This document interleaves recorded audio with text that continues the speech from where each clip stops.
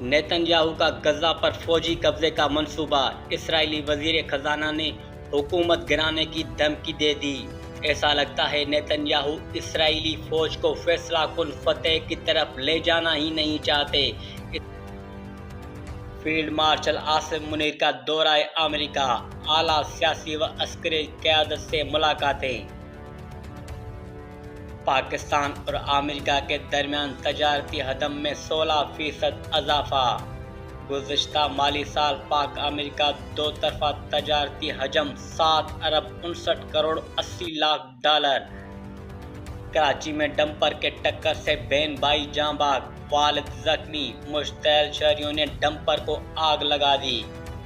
Punjab KP کے آزاد کشمیر میں بارش کا امکان، کراچی میں بھی بارش متوقع۔ کراچی سمیت ساحلی علاقوں میں معطل آبر آلود رہنے کے علاوہ مقامات پر بوندا باندی۔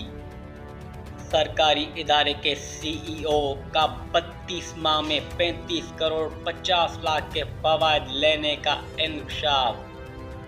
انتقامی کارروائیاں عروج پر، لیکن پاکستان اور آزادی کی جنگ آخری دم تک لڑیں گے۔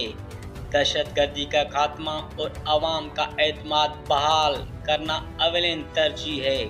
جرگہ دارہ مزید وسیع کیا جائے۔ گنڈا پور مستونگ کے قریب ریلوے ٹریک پر دھماکہ، جعفر ایکسپریس کی 6 بوگیاں پٹڑی سے اتر گئی۔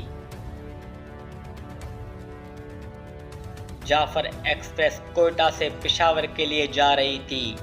اسپیڈ مستونگ کے قریب ریلوے ٹریک۔ دونوں ممالک اپنے طیارے کی موجودہ ذخیرے کی آزادانہ تصدیق کرا لیں۔ وزیر دفاع کا بھارت کو چیلنج، ہمارا گمان ہے کہ آزادانہ تصدیق سے وہ حقیقت عیاں ہو جائے گی جسے بھارت چھپانا چاہتا ہے۔ پاکستان سے درگت بننے کے 3 ماہ بعد بھارتی ایئر چیف کا بوکھلایا ہوا بیان سامنے آ گیا۔ بھارتی ایئر چیف نے دعویٰ کیا ہے کہ بھارتی فضائیہ نے پاکستان کی ایئر فیلڈ کو نشانہ بنا کر 5 طیارے زمیں بوس کر دیے۔